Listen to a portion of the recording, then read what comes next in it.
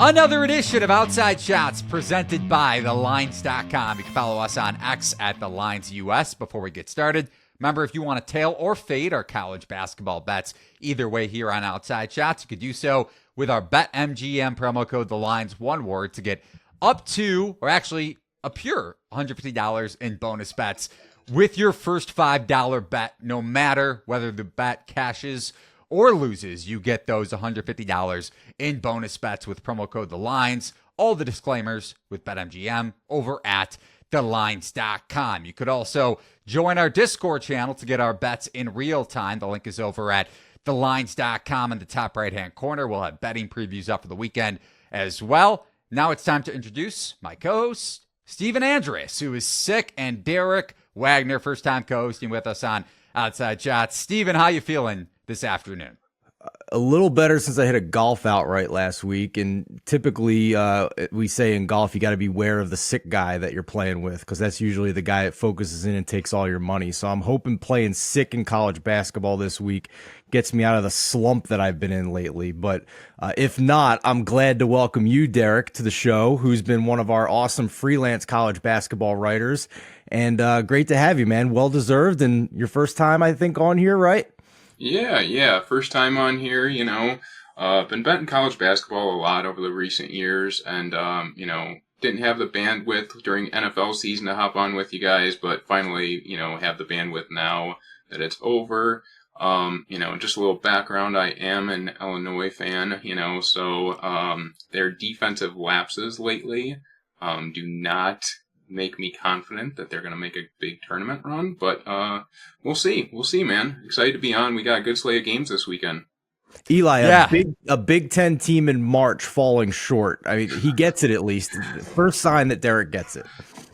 He understands how it goes. Last team to win a national championship from that conference, Michigan State. Also, for anybody who wants to comment on Derek's jersey choice behind him, Justin Herbert, just for a little insight behind the curtain, he didn't choose his Justin Field jersey. Instead, he went with Justin Herbert, and he apparently has a jersey curse going on. So any team you want to curse in your life, next 5 years, next 10 years, just be sure to message Derek on Twitter. I think it's at Derek Wagner, right? On X, Derek? At DJ Wags, with 2 S's on Twitter. Yeah. What's the story behind that? So the J is my middle name, and Wags is what all my friends call me, short for Wagner. And it's actually pretty annoying at family reunions because all the guys in the family on my dad's side, they're all called Wags. So, whenever someone says that at family reunions, like 10 guys look up. So I was really hoping you were like on the table bumping in the club for everybody till 2 in the morning with DJ. No, not a DJ in that regard. Just middle name, and nickname Wags. So, all right, Wags. All right. If you need a personal trainer, you can also hit up DJ Wags on X, and that's not a joke either. But before we get into this loaded college basketball slate this coming weekend, I just wanted to bring up a futures bet that Steve and I discussed a couple weeks ago on Outside Shots, and kind of looking at some long shot Final Four and national championship futures before we get into conference tournaments, believe it or not, next week. DraftKings still has a Clemson 25-1 out there. I think both of you guys have invested with me in the Tigers since February 6th, when Jack Clark returned to the starting lineup. One of my favorite players in college basketball, honestly. But since the 6th, since Clemson beat UNC at the Dean Dome for the first time in ever, Clemson top 15 adjusted defensive efficiency. We knew that Clemson was going to create a lot of matchup problems in the NCAA tournament because they could play you 5 out. PJ Hall, one of the best stretch bigs in the country. But Jack Clark, man, I can't say enough about what he brings to this team defensively. 6'8", 6'9" frame, can guard 1 through 5, and he shut down Blake Hinson on Tuesday in Clemson's win over the Panthers. Maybe sealing Pitt's inability to get into the NCAA tournament via one of the last at-large bids. But Hinson, Pitt's leading scorer, 6 points in the game. I think 2 of 10 shooting from the field or something like that. He was shadowing him pretty much the whole game. And Clemson, since that North Carolina win, since Clark is back in the starting lineup, 6-1. And that lone loss, a 1-point loss to North Carolina State, their last 3 losses have come by 1 point each. And another one coming against Duke, the other to Virginia. That Duke one, by the way, at Cameron Indoor, questionable foul call, really dooming the Tigers late in the final seconds. Dominant non-conference. Not necessarily saying Clemson can be last year's UConn, but that's still a good sign. They've handed Alabama their lone home loss this season. We'll talk about the Tide later on. And they have a potential to get a number 4 seed in the NCAA tournament if they finish hot. So very high on this Tigers team. Steven or Derek, any thoughts here on Clemson Futures that I think you guys are both have futures on as well? Yeah, I'll ride them with you, man. I mean, not only the 3 straight losses by a single point, but the one before that was a loss in double overtime. So I mean, they're on very close to basically having a double-digit winning streak right now. They do have the marquee win in the non-conference against Alabama. We'll talk more about Alabama's defensive deficiencies here later on. But you know, if we're going to go back to the trend that everybody likes to talk about being a balanced, adjusted offensive and defensive efficiency team, every champion except for one since 1999 has finished in the top 25 in both those categories. Clemson already meets the threshold offensively, and if what you're saying about the defense is true, then there's no reason why they couldn't rise from 51st right now to inside the top 25 by the end of the season. So, yeah, I think, Derek, you probably agree that any team can win 4 games, and this team looks pretty decent as a 5 seed at the moment. Yeah, it was a good look by Eli. That NC State loss was crippling. I was, game casting that, and I saw that they were up, and then they just started blowing the lead. I was like, what is going on? Please don't do this, But yeah, they got 3 games left, and, they're favored in 2 of them. Really would like them to win that final game against Wake Forest, because right now, on Joe Lunardi's bracketology and on Haslametrics, I think they've got them as a 5 seed. And, I don't know about you, Eli. I do not want them on a 5 seed. I don't want to face a mid-major in the first round. These quality teams in mid-major conferences. I don't want Clemson matched up against them. So really want them winning that Wake Forest game. But yeah, it's a good look, man. I think it's going to age really well. So really curious, Eli, too, about what their futures are going to be for the ACC tournament as well. We'll see. Yeah. If we want to talk 2 weeks down the road, St. John's, by the way, Steve, and I give you credit for being glass half full with the Johnnies. They have played a lot better of late. 2 big wins, one coming against Creighton on Sunday, the other a blowout win at Butler, with the Bulldogs coming into that game losing 4 straight. I may be looking more so towards St. John's Big East tournament futures versus Clemson, just because, if they lose in the semifinal. Wait a minute. You can have your cake and eat it too, buddy. Like, I don't know if you didn't have your coffee this morning, but last time I checked, St. John's in the Big East and Clemson's in the ACC. No, I know. I'm just saying, if there's one team that needs to win the conference tournament or make a deep run, it's St. John's. If Clemson loses to North Carolina or Duke in the semifinal. Well, let's bet them both. Let's bet them both, damn it. It's a free country. Yeah. I just want to say, last point here on Clemson, I'm rocking the Clemson sweatshirt. First time I'm wearing it. I usually buy one piece of apparel from each futures bet I make a season. So as you guys can imagine, my closet is pretty much full of college basketball gear. My fiance absolutely hates it, but it is what it is. She has to deal with it. And this is the best. I don't want to jinx anything, so you guys can crush me for it if Clemson falls apart here down the stretch. But this is the best I've felt about a future in a long time. I think Clemson has a lot of abilities to create mismatches offensively, and like I mentioned, defensively with Clark. They have a lot of, they can create a lot of problems for the opponent in the NCAA tournament that I don't think a lot of teams, frankly, can. Well, if I remember correctly, you didn't feel great about your UConn futures going into the tournament a year ago. So I don't know if I'm excited that you're happy about Clemson or a little nervous. But regardless, point well taken. A lot of great points on Clemson. I think we're all pretty excited about one, especially if they can get up to the 4 line, like Derek said. So but let's get into this awesome weekend of college basketball here. We're going to start with Friday night, 9 p.m. Eastern time on ESPN, Eli and Derek. Number 21, Dayton at Loyola Chicago. Haslametrics makes this a 3.5-point spread for Dayton as the road favorite, over under of 136.5. Looking at bracketology, projected seeds basically have Dayton right now hovering around a 6, coming off of that 5 line with some recent struggles. In the A-10, this is a big one. Dayton and Loyola tied at 12-3 in the conference, still within reach of Richmond, who's a game ahead atop the A-10 standings. So, Eli, I'll start with you. This is a game you handpicked out, so what caught your eye? Yeah, first meeting of the season between these two teams, Loyola Chicago. Bit of a look-ahead spot at St. Bonaventure, although the Bonnies were favored in that game, and Loyola coming into that game on a 7-game winning streak. Now, you look at this Dayton offense, and yes, they have Deron Holmes, one of the best bigs in college basketball, who can space the floor, not maybe to the extent of P.J. Hall of Clemson, who we just discussed, and Ian Shefflin, for that matter. I can't stop raving about the Tigers if you guys can't tell, but I digress. Back to Dayton, 88th percentile in Division I in three-point attempt rate and efficiency, for that matter. One of the best three-point shooting teams in college basketball, 7th highest three-point clip at 39.7% in the country. And during Loyola's 7-game winning streak, opponents shot just 28.8% from behind the arc. So as you guys can imagine, that ranked in the 99th percentile in college basketball. I know Drew Valentine is a great coach. I've been high on him for a long time, ever since going back to that Loyola Final Four run back in 2017. But they were due for three-point regression. It came a little bit against St. Bonaventure. I expect a heavy dose of it from a Flyers team that, like I mentioned, can space you out. Kobe Brea, top 10 three-point efficiency nationally, and like I hit on too, Holmes can space it. So, Derek, I know we're both Chicagoans.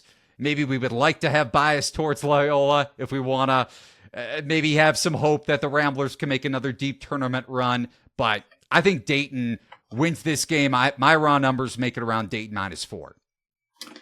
Yeah, Loyola, what they do well is defend inside the arc. They are like 5th in 2-point percentage allowed to opponents, but where they lack is that 3-point shooting, and Dayton, like you said, they can space you out really well.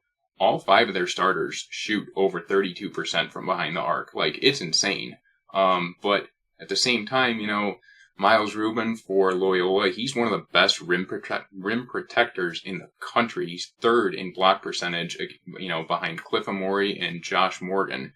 So at the same time, Dayton can space you out, but that's a tough matchup for Deron Holmes, one of the best bigs in the country in Miles Rubin. So, but yeah, I think Dayton ends up winning this game, and they probably end up covering because, like you said, their Loyola is due for 3-point regression defensively. They've really been able to benefit those last 7 wins.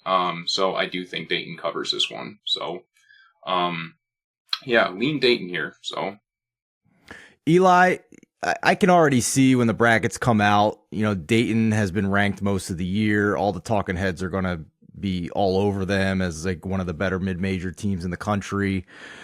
Projected 5 or 6 seed right now. Is this a team you're excited to potentially advance to the second weekend, or do you see some flaws here, big picture? Yeah, I mean, you look in the context of the A-10, 3rd-rated adjusted defensive efficiency, but overall in Division I, 62nd. They do play at a slow pace, so that could frustrate the opponent if they're proficient in the half court with their 3-point shooting, and Holmes can create a lot of matchup problems like Derek and I both touched on. But teams that can slow you down and have a great defense, those are the teams that I think generate or have, historically generated the most upsets. Because Dayton doesn't have as great of an upside, at least defensively, I'm not super high on them come March Madness. What about you, Derek? I'm not super high on them either. They rank 349th in D1 in bench minutes. They're not a very deep team. They only play like 6-7 guys. And when you get to the tournament, you need to have a deeper squad than that. I typically like to look for teams that are deeper and go deep, like Auburn. That's one of the deeper teams in the country. Dayton, if they get matched up against a team that runs you off the 3-point line, plays physical with you, that's just going to be tough come tournament time when you're don't have much depth. So I don't really have a great outlook for them come tournament time. Maybe they get through the first round of the tournament, but after that, it's kind of hit or miss. Saturday's schedule for us begins at 1 o'clock Eastern time on Big Ten Network. Number 13, Illinois at Wisconsin in the Big Ten. Haslametrics makes this a pick'em. So some decent home court advantage here for the Badgers. Over under 155. Projected seeds. This is kind of like a preview of what could be a second round matchup in the tournament. Projected seeds are 4 for Illinois and a 5 for Wisconsin. So, Derek, I'll start with your beloved Illini here and let us know how you're feeling about this one going on the road to take on Wisconsin. Yeah, I'm not feeling very good about this. Illinois, defensively, they've just had lapses down the stretch here. I was reading this morning that after last night's game against Minnesota, they dropped from 59th to 95th in adjusted defensive efficiency. They're allowing opponents to shoot 66% at the rim their last 5 games. That ranks in the 14th percentile per CBB analytics. They're giving up a lot of fast break points too, and that happens when you crash the glass as hard as Illinois does. They have Ty Rodgers pinching down and trying to collect offensive rebounds. And, Coleman Hawkins, man, I love him on the offensive end, but because he can space the floor, he's shooting like 38% from 3 this year. It's one of his best seasons yet. But when he sits there and complains that he gets foul called, that he didn't get a foul called, then the other team leaks out on a 5-on-4 fast break. It's aggravating. So, it's absolutely tilting. And this is a bad matchup for them, in my opinion, because you have 2 of the best low post players in Tyler Wall and Stephen Crowell. And if you feed the paint against Illinois and get Coleman Hawkins into foul trouble, like that's going to be really hard because that's going to test their depth down low. And I'm going to, I lean Badgers in this game. Coleman Hawkins has, not shown that he can defend these guys. So I'm going to lean Badgers in this one. Eli? Yeah, my raw numbers. So I mentioned this on the last episode of Outside Shots. My biggest edge, going back to the first episode of the week, was Maryland against Northwestern. I mean, I was high on the Terps coming into the year, not to vent, but I'm going to have to. 2 of 22 from 3. At least half of those threes ribbed out, so they weren't bad shots. I could not tell you how pissed I was. Not enough a bet on Maryland in that game. How pissed I was watching it. Does this relate to Wisconsin, Illinois somehow? Yes, it actually does, because I have Maryland and Wisconsin pretty damn even in my power ratings. Now, going back to the raw numbers, like I said, if you want to, get a little testy with me, Steven. Badgers. Let's go, buddy. All righty. Badgers -2 on the projected lines. We're right around -2. So my number a little bit higher, trending towards Wisconsin, just juxtaposed to Haslametrics. Big edge for me with Wisconsin. Derek brought up a great point with Illinois' rim defense. And if you go back to even the last 10 games, they're allowing a 64.5% at the rim field goal percentage during this 10-game stretch. Against Minnesota, when teams have scored right around 1.5 points per possession over the last 15 seasons, before the game last night, 310-1 straight up. If you couldn't tell, that's a 99.7 or .997 winning percentage. Minnesota lost the game.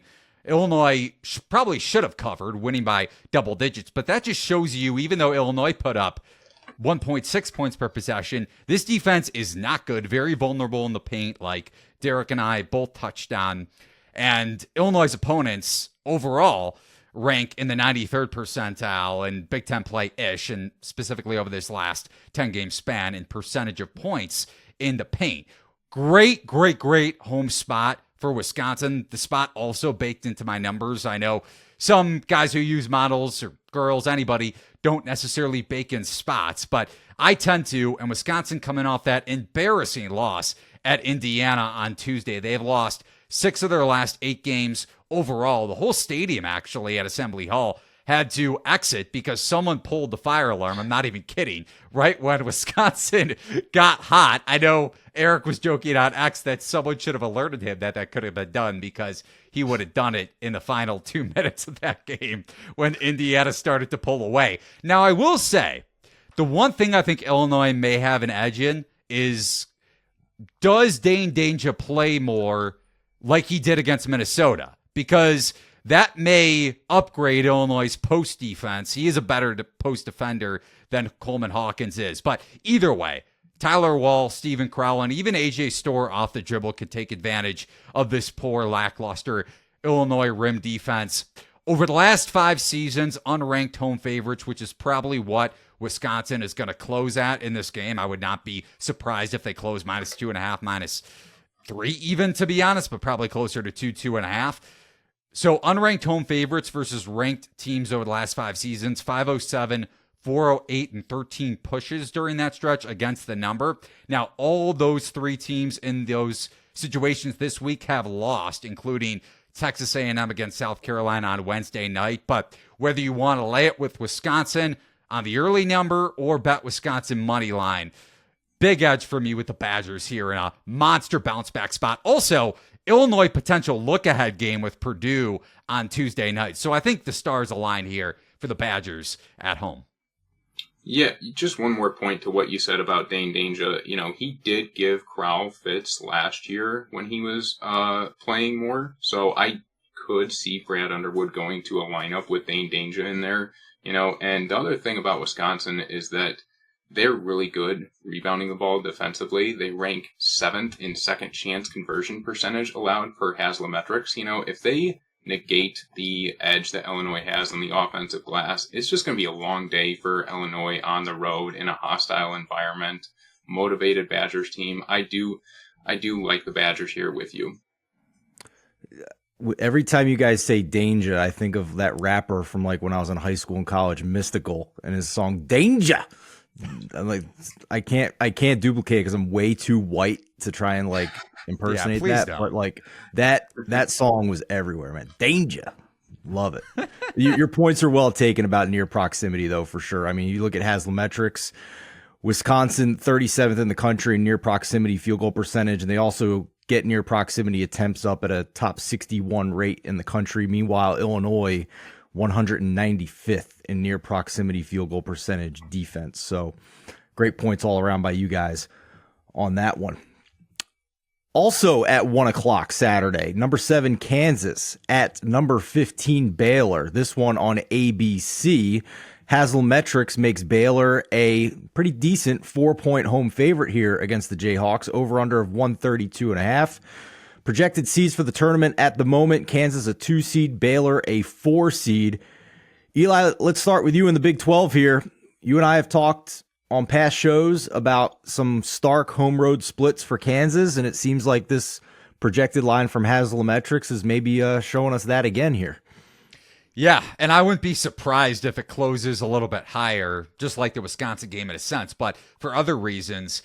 Kansas not only lost outright to BYU, closed as an 8-point favorite at some shops, but Bill Self also mentioned after the game that Kevin McCullough, they're kind of treating this as, and sometimes you get coach speak, so it's hard to read between the lines, especially with a veteran coach like Self, but he's treating this, he said it verbatim post-game, like Kevin McCullough isn't coming back, and that's their best two-way player by a mile. And now you come to Baylor on the road after Kansas narrowly squeaked by Baylor the first time around at the Fog. Keep in mind Langston Love, who's still dealing with that ankle injury, the Bears' best 3-point shooter, didn't play in that game, may be out for this one. But either way, Kansas can't space the floor well. 329th in perimeter scoring rate across college basketball. Haslam pretty much states the same thing. They allow, on the flip side, when it comes to 3-point scoring rate, the highest in Big 12 play. And that has a lot to do with Hunter Dickinson struggling, per usual. We saw it at Michigan when he was there in drop coverage. Baylor, on the flip side, second best 3-point shooting team in college hoops at over 40%. Big bounce back win against TCU on Monday night. Derek, I'll let you vent about that one in a second because I saw on Twitter you had the Horned Frog. So you could take things away in a moment. But Baylor only shot 30.8% from three at Allen Fieldhouse in the first game. Whether Love plays or not, I think Baylor gets right, at least in the context of bouncing back against Kansas at home in a revenge spot.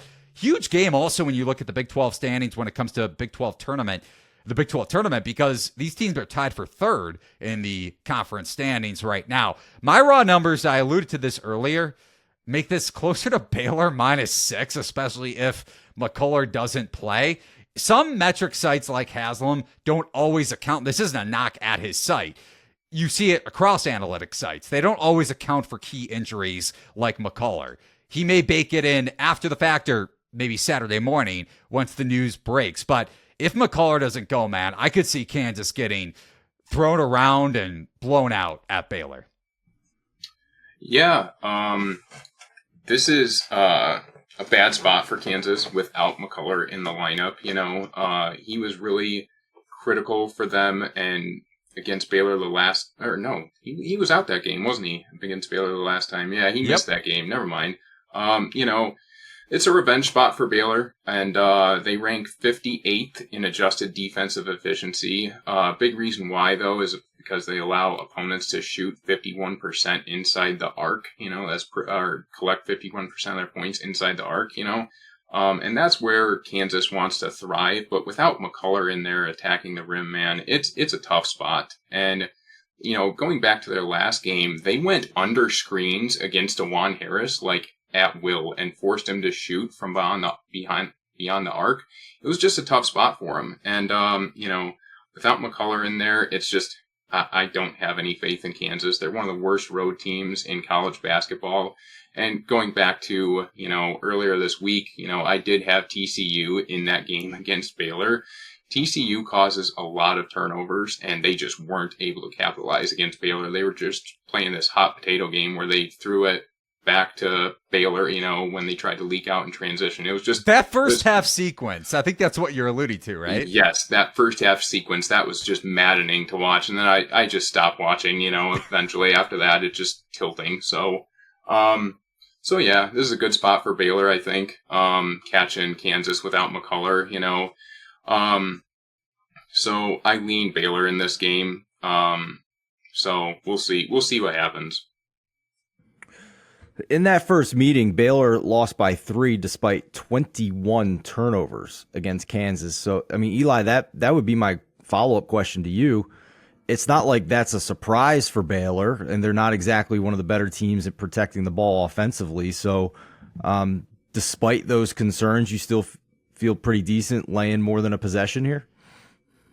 To a point, because it always gets to that number or that kind of skeptical line where, and we've had this discussion numerous times, Derek and I have gone back and forth about it offline as well. I'm glad to have Derek on the podcast bringing up great points about Baylor going under ball screens, because without McCullough, I mean, you're going to force Harris into shooting threes, especially if Kansas gets down and you kind of have to make up points. But back to your point, Steven, Harris is an elite on-ball and off-ball defender for that matter, so he could create turnovers.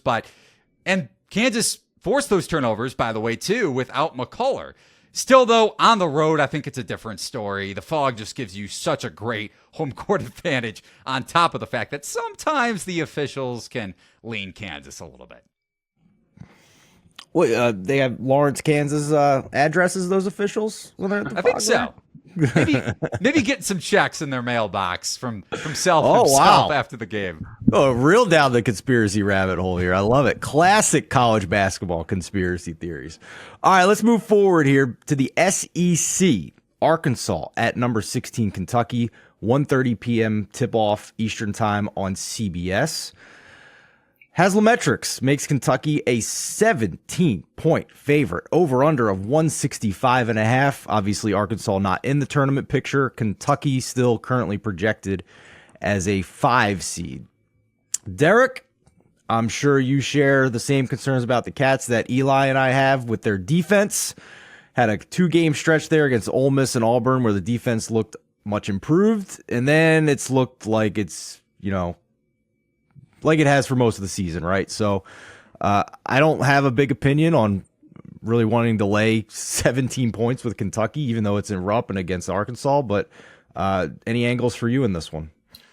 Yeah, I am going to be looking towards Arkansas in this game. The one thing about Arkansas is they're one of the best shot blocking teams in the country. They average 6 per game. And if you go back and watch that Kentucky game the first time around, they gave Kentucky a lot of issues with their shots inside the arc. They were really blocking a lot. I think they blocked 9 in the game. And they just affect you when you're trying to drive to the rim. And the other thing is that Devo Davis is going to be back for this game. He missed their last one, and he's one of the better on-ball defenders that Arkansas has. So I expect him to get Reeves or Dillingham in this game. So if he can stop Dillingham, man, it's going to be tough for Kentucky to win this game. Davis, he goose-egged Brandon Miller last year in the first half of one of their games against Alabama, and he really takes a lot of pride in his defense, and I expect him to get up for this game and lock down one of these Kentucky guards. And then the other thing, though, that, gives me pause in this game is that L. Ellis, the point guard for Arkansas, he turns the ball over a lot. And against Reed Sheppard in the last matchup, he turned it over 5 times. And Reed Sheppard, the one underrated thing with him, it's not just that he gets in passing lanes and he's got good hands, he's got active hands, and he can turn you over. He guides you to a spot on the floor where you don't want to go, right? And he guided Ellis to the left a lot in that game, forced him left. And, that's one of the reasons why I haven't backed Arkansas much this year, is because I do not like L. Ellis. He was 5th in the nation in turnovers last year with 120. So if Reed Sheppard is on Ellis in this game, it's going to be tough for Arkansas to develop offense with that, with Sheppard on him. So I am going to bet Arkansas in this game, but I do have a bit of pause with that matchup between Ellis and Sheppard. So Eli, Ellis was here in my town, Louisville, last year, and the rumor is that Arkansas gave him $800,000 to go there to leave Louisville. Holy crap! What a terrible NIL deal.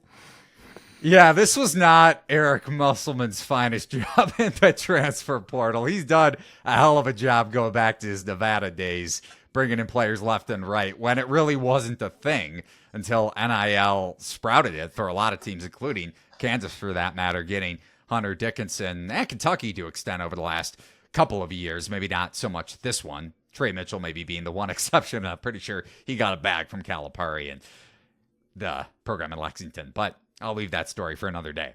Reed Sheppard. Derek hit the nail on the head with him defensively, but against Mississippi State in what was projected to be a letdown spot. I mentioned that trend with unranked home favorites against ranked teams.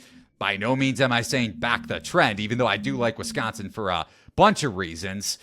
Even though the trend goes in their favor, that's not the reason why my numbers lean Badgers. But back to what we saw on Tuesday night, Sheppard against Mississippi State. Kentucky winning that game outright. Steven, I think you bet the Wildcats. Correct me if I'm wrong there. But Reed Sheppard off the bench became the first Division I freshman with 30 points, 5 rebounds, 5 assists, and 2 blocks in a game since, drumroll please, your favorite player, Steven, Markelle Fultz did it in January of 2017.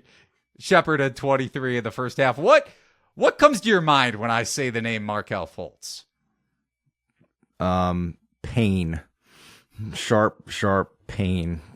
I trusted the process. That's all I'll say. Enough said. Hashtag trust the process. Hashtag don't fool me twice. I'm done with this. I'm done with this shit, man. Back to college hoop. I don't blame you, but Derek, I don't also blame you for taking the points here with Arkansas. It's going to be a tough one to stomach for anybody watching or listening. Comment if you want to lay the points with Kentucky at our YouTube channel, because I don't think any of us could blame you if you want to. I just think this number is going to be inflated. Kentucky wasn't deflated by any stretch. If anything, Mississippi State was clearly inflated against them on Tuesday night. But you look back over the last 5 games, including the Ole Miss and Auburn game for Kentucky's defense, With those games in mind, Kentucky still ranks in the 48th percentile defensively during this 5-game stretch. So I don't think there's a lot to like here about Kentucky's defense. I was going to make the joke about Illinois going back to the Wisconsin-Illinois game, maybe for the second to last time. I have one more point later on the show, that the Illini should actually be nicknamed the Illinois Hawkeyes, going back to Iowa's elite offense over the years. You could see the pain in Derek's face. Yeah, I'm sorry, man. But you could also make the case that it should be the Kentucky Hawkeyes, because they are elite offensively, but they don't defend well, including this recent stretch when they played better against Ole Miss and Auburn, with those games included. My raw numbers, you mentioned Haslam makes this game closer to Kentucky minus 17. I have it closer to Kentucky minus 12, even with home court at Rupp. Hogs coming off of the loss to Vanderbilt, like Derek mentioned, no Devo Davis in that game. You're buying them at a low point, probably their lowest point when it comes to the market, especially after losing to frickin' Vanderbilt at home. Also, one other point too with the Hogs, they rank in the 81st percentile when it comes to opponents' fast break points per game. And Kentucky actually ranks in the 7th percentile in SEC play in opponents' fast break points per game. If Arkansas can protect the paint, which is what Derek hit the nail on the head when it comes to their rim protection, especially with Brazil back in the lineup, you leak out in transition against Kentucky, you can have success. I know maybe Arkansas's offense was inefficient in the fast break in their last matchup, but keep in mind, Arkansas didn't have Brazil or Devo Davis in that one. I know Kentucky didn't have Dillingham on the road in Fayetteville, but I think Arkansas covers here. 2:30 p.m. tip-off on Saturday. Marquette, number 5 in the country, at number 12, Creighton. Another awesome Big East matchup as we get ready for the postseason here. Creighton, a 2-point home favorite, according to Haslametrics, over under 151. Projected seeds here, 2 versus 3. So this is phenomenal stuff. Marquette currently a 2, Creighton currently a 3. Derek, I'll start with you. Eli and I have Creighton Futures. We loved them after they beat UConn. They seem to have lapses here and there. Seem to be live or die by the 3. And Marquette, we've had concerns about depth, so now they face each other here. I don't have a strong opinion here, but I can't wait to see this game. Yeah, this is going to be a good game. The one thing is that Shaka Smart, as an underdog, this is going to probably be a thing come Saturday. A lot of people are going to do this. At Marquette, he is 21-9-3 ATS as a dog. A lot of people are just going to blindly bet into that, and I'm not saying to do that. Marquette has won the last 3 games in this series, so it's a tough spot for Creighton, and it is a revenge game for them. So I do expect Creighton to, get out and play a little bit better. They're motivated to win this game.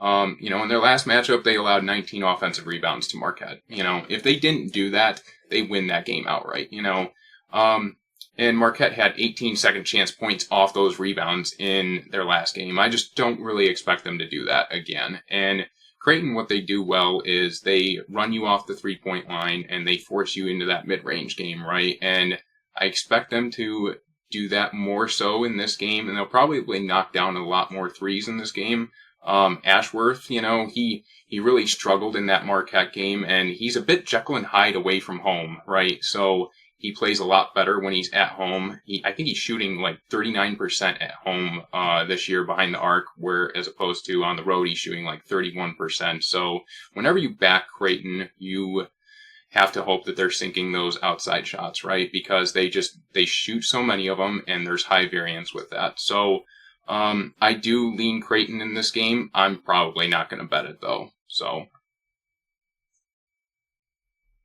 Eli, your thoughts? I'm right there with Derek. A lot of the same things in my notes, so I won't duplicate it. But Iguodaro, going back to the first matchup, 9 offensive rebounds to Derek's point. Rarely an issue for Creighton when it comes to cleaning up the defensive glass with Kalkbrenner and even Baylor Shireman, one of the more underrated rebounders in the country, even at the offensive end of the floor and creating second chance shots.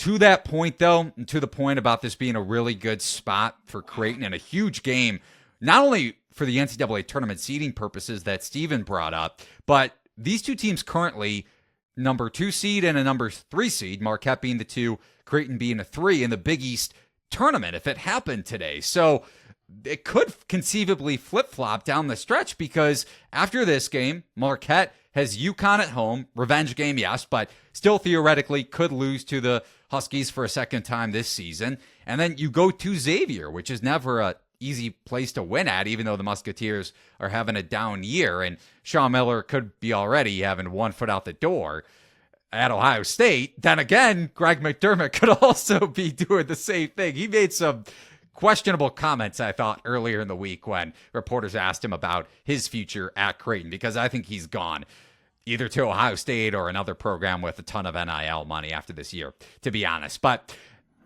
kind of similar to the Kansas-Baylor game in the sense that I make this game Creighton -1 despite the spot. Line is probably going to close 3-4 in the Blue Jays' favor. So I'm not advocating to bet Marquette, and you're going to get a lot of people on the dog like Derek brought up. It's not a spot where I'd be looking to bet Marquette, not a spot where I'd be looking to bet Kansas, even if Baylor gets steam like they probably will if McCullough indeed is out.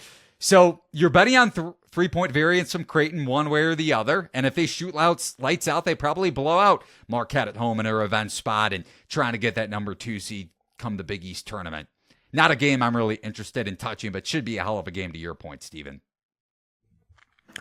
Absolutely. Let's move forward then to the Big 12. Number 8, Iowa State at UCF, 4 p.m. Eastern time tip-off on ESPN+. Haslametrics makes Iowa State a 5.5-point road favorite, over-under of 134. Currently projected, the Cyclones a 3 seed in bracketology, UCF not in the tournament picture. Derek, anybody that follows DJ Wags on X knows that you've been high on Iowa State here for a lot of the season, but I also know that playing at UCF has been a tricky spot for more than one team this year. So very curious how confident you are in the Cyclones in this spot. Yeah, it's not a good spot for them, right? Because their home away splits are pretty awful. They play good at Hilton Coliseum, but then, they rank 361st out of 362 teams in Haslametrics away from home metrics. So, they're really, really bad on the road. It's just terrible. So, you see that with a lot of teams, though, in the Big 12. And where you see it with Iowa State is you see their dip defensively. On the road, opponents are shooting over 38% behind the arc against them. They're just getting clean looks on the road, right? But 2 of those games, though, came against BYU and Baylor, and I think Baylor shot over 50% against them. But I do think UCF is catching Iowa State in a good spot here. The Cyclones have played 2 really physical games recently against Houston and even Oklahoma last night. In the first half last night, Oklahoma really caused issues in the first half with their physicality and just not allowing Iowa State to get clean looks inside, which is where they want to do what they want to do. And, the length of Houston really bothered Iowa State a lot in that second matchup too. So, UCF, though, they're tall. They can defend inside, the arc, really well. They only allow opponents to shoot 45.2% inside the arc.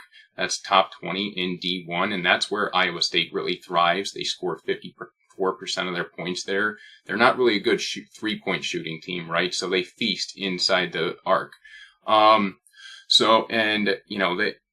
UCF has that 7-footer Diallo, and that's a matchup nightmare for Robert Jones and them. So, the one thing that does give me concern with UCF here is Lipsy and his, ball pressure against Darius Johnson. He turns the ball over a lot. So that's a bit of a concern here, but I think I am going to turn around and back UCF in a game that's probably going to get pretty physical, and the Cyclones don't really handle that well. So, and another point though, Tamin Lipsy, he's really struggling on the offensive end lately. I think he's turned the ball over 10 times the past 3 games. I don't know what's going on with him, but I I'm starting to have concerns about Iowa State in general on offense because he's turning the ball over. He's not shooting well. I have big time concerns with Iowa State. So I think I'm going to back UCF in this spot. So Eli, are you home dog or pass as well? I make this game around Iowa State -4, so not a big enough edge to advocate to bet the Knights, but I will say a lot of the matchup stuff that Derek brought up is definitely valid. And not only is this a potential letdown for the Cyclones because they just played in two pretty physical games against two physical teams, but 2-game lead on Baylor and Kansas for the 2 seed in the Big 12 tournament. How much does this game really matter when you're unlikely to catch Houston for the Big 12 regular season title? And it's not like UCF has a chance to make the NCAA tournament unless they run the table in the conference tournament, but they are playing better of late, coming off back-to-back wins over Texas Tech and at Oklahoma State when the market was all over the Cowboys on Wednesday night. And by the way, over that 2-game stretch, they attempted 55 free throws. So, Derek, I know you brought up that Iowa State's ball pressure could give them some issues, but outside of Johnson, UCF does a decent job of taking care of the basketball. And Allen, the UMKC transfer, is really, really good at getting into the lane, which could be an issue against an Iowa State team that does allow the opposition to get to the free throw line. And they are physical, but to what point does that cost you, especially in a game where maybe the effort isn't to the utmost degree like it was, even though they lost the game at Houston, they covered and were able to hold that Oklahoma offense in check. Much different team on the road, which Derek hit home. I'm talking about the Cyclones. So not a big enough edge per my numbers, but good spot, not only situationally, but when you look at the matchup at the offensive end for the Knights. Saturday night in the Big Ten, Michigan State at number 2 Purdue, 8 o'clock Eastern time tip on Fox. Haslametrics makes Purdue a 9.5-point home favorite, over-under of 143. Purdue, of course, projected to be a 1 seed right now. Michigan State a 9 seed, so, in theory, a potential second-round matchup here. I'm going to kind of give you guys my take here. This is the game on our show this week that I have the strongest opinion on. This sets up nicely for Michigan State to stay inside double digits here, in my opinion, if they just change their shot selection a little bit. Because Michigan State on the season, 28th in three-point percentage against the average opponent, 28th in near proximity field goal percentage. Purdue defensively, that's where they're weakest. Believe it or not, they are 256th in near proximity defense, which doesn't make a lot of sense when you have Zach Edey, but that's the number. They're really good in the mid-range. They're 5th, the Boilermakers are, in mid-range field goal percentage defense. And that's where Michigan State typically takes most of their shots. They are 281st in three-point attempt, 183rd in near proximity field goal attempts, but they're 39th in mid-range attempts, even though it is by far their worst field goal percentage offensively of those 3 types of shots. So I'm hoping that the presence of Edey scares them away from some more mid-range shots. They chuck up a few more threes because they're pretty good at it when they do, and we stay inside the number here. And also just for Purdue, they don't protect the ball, Eli. Like they're 8th in Big Ten play in turnover percentage offensively, so that's when they get into trouble, right? We've seen that they're still susceptible to upsets in recent weeks here, and Michigan State, at least on paper, is a pretty well-rounded team, even though their current seed doesn't really match it. 41st in adjusted offensive efficiency, number 13 adjusted defensive efficiency. I think 10 would be too much here, Eli. I don't blame you for touching Michigan State. I make this closer to Purdue -8.5, -9, even accounting for really good home court advantage at Mackey. Michigan State forcing the 3rd highest turnover percentage in Big Ten play, and that's an area where Braden Smith is still struggling to limit turnovers, 7 of them over his last 2 games. And A.J. Hoggard is one of the best on-ball defenders in this conference. So I would expect Izzo to drape Hoggard over Smith and probably get that number turnover-wise closer to 3 or 4 yet again for a really good point guard. I know Smith was upset he wasn't on the koozie list, but you got to limit your turnovers, man. The one thing I disagree with you on, and it's not to say that you shouldn't bet Michigan State because my numbers say you should, I don't know if they should take less mid-range jump shots here. It really depends how Matt Painter wants to play this, whether he looks to use Edey and drop coverage or not. He did it against Ohio State on the road. Granted, that was on the road, and Purdue, I mean, teams in general can struggle more so on the road. That's not any sort of exception for the Boilermakers this season, even though they did cover and came back against Michigan despite the Wolverines' hot start in the first half on Sunday. But Tyson Walker could take advantage of Edey in drop coverage. Now, if you want Michigan State to take more threes, you probably need to ask Izzo to play Xavier Booker more minutes. He only played him 17 minutes against Ohio State. That's how you stretch out Edey if you want to take more threes. You have to have a 5 that could space the floor like Michigan did in both of their matchups with Hunter Dickinson against Purdue last season.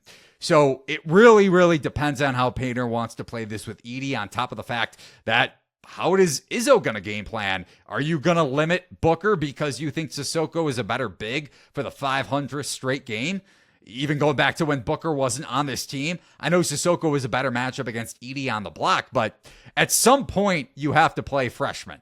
Like, we haven't seen this issue.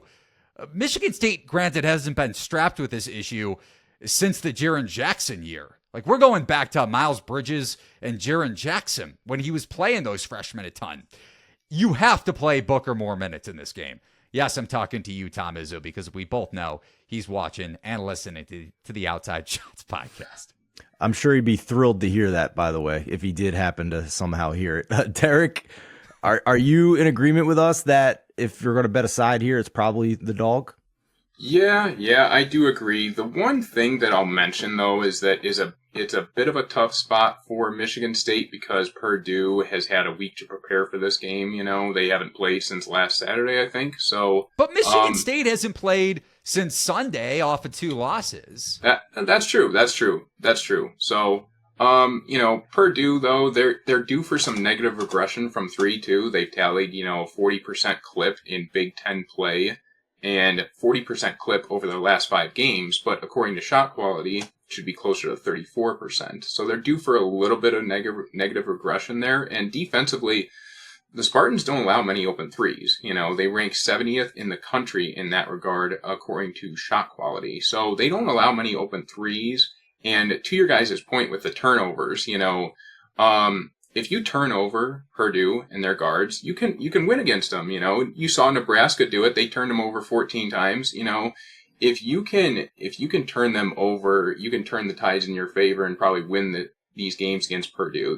I think that Ohio State got them too in that regard. So to your point, Eli, with AJ Hoggard, you know, if he's up for the task and, you know, creating turnovers, I could see Michigan State covering this game. The one thing, though, I don't think I'm going to bet this game because, you know, I kind of don't want Michigan State to win because then I'm going to have to hear that Izzo in March stuff, you know, this weekend because it's, you know, it's March and it's Izzo time, you know, but, you know, they haven't made the Final Four since 2019, you know, it's just getting exhausting having to hear that Izzo in March stuff. So at the same time, like, I really don't want Michigan State winning this game. So I'm going to sit this one out, but I do agree that the side here is Sparty.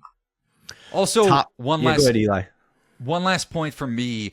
Similar, this is the last comparison I promise I'm going to make to the Illinois-Wisconsin game. Similar to the Illini and their look-ahead spot to Purdue on Tuesday night at home in Champaign. Purdue also, I know they've had a week to prepare for Michigan State, but 2 days later or 3 days later, you're taking on Illinois, who still has an outside shot of winning the Big Ten regular season title. So interesting to see where Purdue's mindset is in this game, and it's going to be a big number. So I do not hate your bet, and I wouldn't be surprised, man, if Michigan State wins this game outright.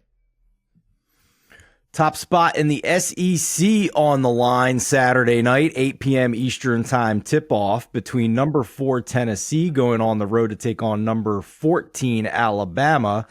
Haslametrics makes Alabama a small 1-point home favorite, over under of 167. So it should be an entertaining offensive game if that is any indication. Tennessee projected 2 seed, Alabama projected 3 seed at the moment. Derek, I was really impressed with Tennessee against Auburn. Took a ton of punches from Auburn there. Home court maybe was a big factor there. Connect got whatever he wanted against a pretty good Auburn defense. I just think this is the more well-rounded team. I know they're going on the road here, but I mean, Alabama's got big red flags on defense. Yeah, I agree with you. I really like Tennessee in this spot. It is, a revenge game for Alabama after their loss to them last time around, but Tennessee is an absolute matchup nightmare for Alabama. They don't allow a lot of open threes. They're 18th in the country in open three rate on defense. They're just a matchup nightmare, and they defend the paint really well too, and Alabama's defense, they rank 99th in defensive efficiency in KenPom, but they're just getting shelled against these top offensive teams in the country, right? All 7 of their losses have come against offenses that rank in the top 20 in terms of adjusted offensive efficiency. And they don't block a lot of shots like they did last year when Bediako was there. Their rim protection is terrible, Grant Nelson, he's fine, but he's not Bediako in that regard. This is a tough spot for Alabama. I do lean Tennessee, and Zakai Ziegler, man, he's a tough matchup for Mark Sears. He's one of the best on-ball defenders in the country. I think he turned over Sears like 7 times in their last matchup. Like, if you can take Mark Sears out of the equation, it's really tough for Alabama to generate offense, and Zakai Ziegler can do that. So I'm going to have a bet on Tennessee in this game. I do think that they go on the road and win.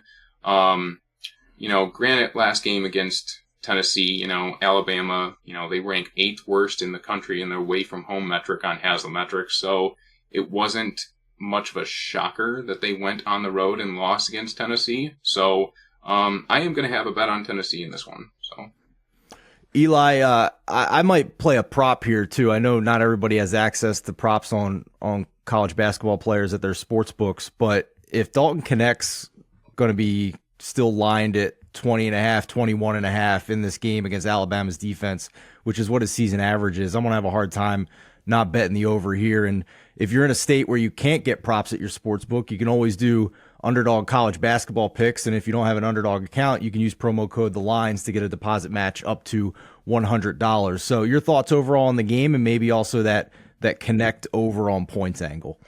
Yeah, he was incredible against Auburn. Just to go back to Wednesday night, we're recording this on Thursday, so it's definitely fresh in all of our minds. 25 points in the final 12 minutes of that game. Auburn scored 21, so he outscored the Tigers by himself. And the issue I have with the Tigers, just big picture and kind of looking at the SEC as a whole, when Janai Broome gets switched onto guards, because Connect took advantage of that a few times down the stretch and also hit some difficult shots that I don't think it was an overstatement what I tweeted out, X'd out, even though that sounds weird to say.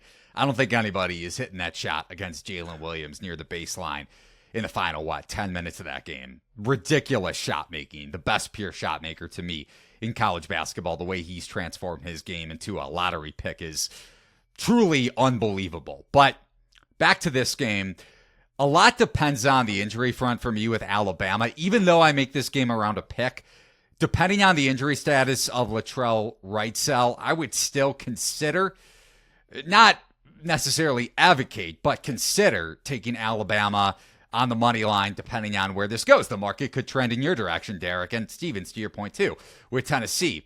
If Wrightsell misses this game with a concussion, but if he plays, Alabama was a bit of a different team when these two teams squared off in Knoxville the last time around. Wrightsell was playing, didn't have the concussion at that juncture of the season, but wasn't getting nearly as many minutes. He's their best three-point shooter, A, and B, their best on-ball defender. Still a couple inches shorter than Connect, but I'd be curious to see how Connect does against him in this matchup. Alabama going back to Wednesday night, they won, they covered at Ole Miss without Wrightsell in the lineup. And like you mentioned, Derek, Tennessee blew out Alabama in their first meeting, tied with 22 turnovers. So Sears with 7 of them. And you look at Alabama's transition defense, it ranks just above the Division I average. So if you turn the basketball over, you're going, speaking about Alabama, get picked apart with the opponent's fast break opportunities. Now, with that said, one last thing with Alabama's offense, especially if Wrightsell is in. Tide shot 421 from 3 in their first meeting. Tennessee doesn't allow a ton of open three-point shots, to Derek's point, but if Wrightsell plays, I would expect that efficiency to jolt up at home in a game that could decide the SEC regular season title. But keep in mind, both teams have some tough games. Whoever wins it on Saturday night, Tennessee goes to South Carolina, granted a revenge game for the Volunteers in that one on Wednesday, and then Alabama goes to Florida. So if Alabama takes care of business at home against the Vols, they're set up for doom against the Gators, because Florida has had that one circled for a while against the Tide after losing that one in overtime last week to Alabama. I'll say it again, Clemson the only team to knock off Alabama at Tuscaloosa this season. Go Tigers. But Steven, that's my look ahead to this one. Raw numbers say Alabama money line, but really depends on Wrightsell status. Fair enough. And we're going to wrap up this week's show with a West Coast special here. And fair warning, this is not an East Coast dad approved game, but it is a college basketball junkie approved game. That is for sure. Saturday night, 10 p.m. Eastern time tip-off. Number 23, Gonzaga on the bubble. First 4 in, first 4 out on a lot of bracketologies right now. Needs it bad at number 17, St. Mary's. Haslametrics makes the Gales a 3-point home favorite, over-under of 139.5. St. Mary's projected as a 6 seed right now with their unbeaten record in conference play. But Eli, you have an injury you want to note on here, right?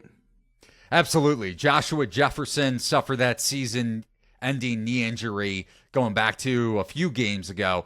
And keep in mind, when these two teams squared off at the Kennel, terrible officiating down the stretch in that one. So you know Gonzaga is going to have their eye on revenge here. Jefferson played all 40 minutes, 16 points, and 10 rebounds. So it's going to be tough for St. Mary's to replicate that and what he means to the Gales at both ends of the floor, especially when it comes to cleaning second chance opportunities up and limiting them for the opponent. That said, St. Mary's, when you look at their overall body of work, even without him, they don't allow a ton of second chance shots. But those 3 games without him on the floor have come against pretty weak West Coast Conference competition. So keep that in mind. Like I alluded to, Gonzaga lost this first meeting by 2 at home. Horrific officiating down the stretch. Even you saw Gonzaga fans throwing, I think, food or trash onto the floor in the final couple of minutes. Yeah, what was that by the way? Like, come on, Zags fans. Like, how spoiled can you be? They deserve it. I think they had a right to be pissed off. Not saying, listen, we're not going to have the court storming, throwing crap onto the court in late game situations. But, you know, the officials may have had some money in their pockets. Not that I have any room to talk. Like, I made every smart decision when I was a college kid. Like, I don't think so. That's fair. But looking at Gonzaga in this one, especially at the defensive end, even with their event spot in mind, they've struggled to defend ball screen sets all season long. And that's where Bennett and St. Mary's offense thrives. And that's been his bread and butter ever since he took over, got the St. Mary's job, a decade plus ago. So even with Jefferson out for the rest of the season and in this game, St. Mary's ball screen offense with Mahaney, especially when he doesn't pass it off in those sets and pulls up in the mid-range, was really efficient in both of those, or all 3 of those games against Gonzaga last season, especially when St. Mary's came back against the Zags at home and won that game in overtime. But bigger question for Gonzaga offensively, are Nolan Hickman and Ben Gregg going to be efficient and space the floor well? 1 of 9 they combined from behind the arc in the first meeting. So Gonzaga fans, to your point, Steven, maybe you shouldn't throw trash on the floor and direct your attention to 2 of your best floor spacers. Maybe they should have hit some more perimeter shots to help Gonzaga pull off that win as a home favorite. But I digress. I don't really have a take in this one. Raw numbers wise, I make it around Gonzaga pick-ish, maybe close to St. Mary's -1, so edge to Gonzaga, but it really depends on how Gonzaga plays in the half court and if Hickman and Gregg are more efficient. Yeah, Derek, I'm curious to see like how quickly this gets steamed, if at all, towards Gonzaga because of the injury, or if the home court is still going to weigh in here and we might go the other way. If I had to guess, I think the injury is going to be a big deal in the number we get here when it opens, and the sharp money is going to recognize that. So I guess I'm just curious. I've talked to Eli about not being great at recognizing spots in college basketball. Like I am more of a numbers guy. I go into the weeds, and I fully admit that gets me in trouble a lot in college basketball. I mean, I know this is on the road, but Gonzaga's got to have this, or they're forced to win the conference tournament or basically not get into the dance. That's kind of my read on it. If they're currently basically last four in, first four participant here, this is their last shot at a big win before they have to get it in the conference tournament, right?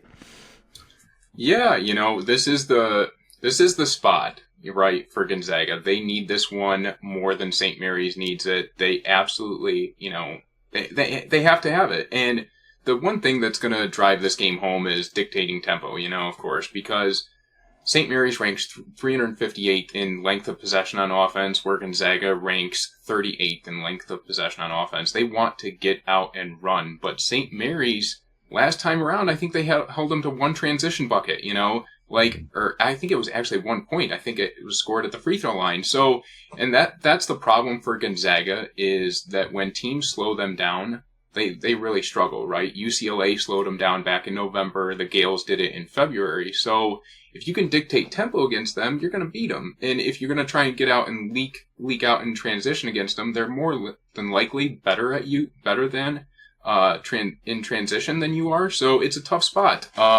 Whoever dictates tempo is going to win this game. If Gonzaga can turn St. Mary's over and do that press, and turn them over a bit, they probably got a good shot to win this one.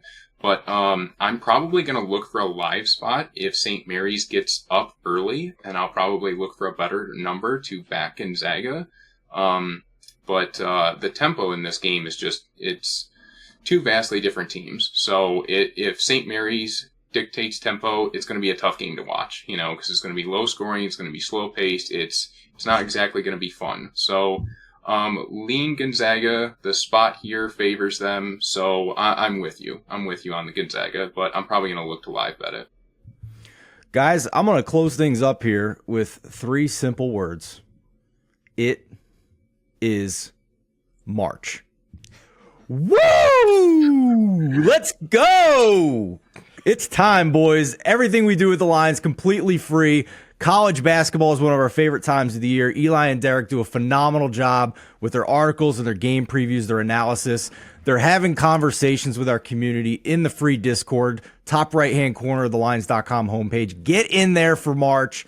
It's not just them. It's a bunch of other community members who are sharing great insight, great analysis, conversations back and forth, celebrating wins together as these things happen. It's awesome. And I can tell you, we got a couple other surprises, couple other toys coming to the site for this year's NCAA tournament as well. For Eli Hershkovich, for Derek Wagner, a.k.a. Wags, I'm Steven Andress. Thanks so much for watching this edition of Outside Shots. We'll see you next week.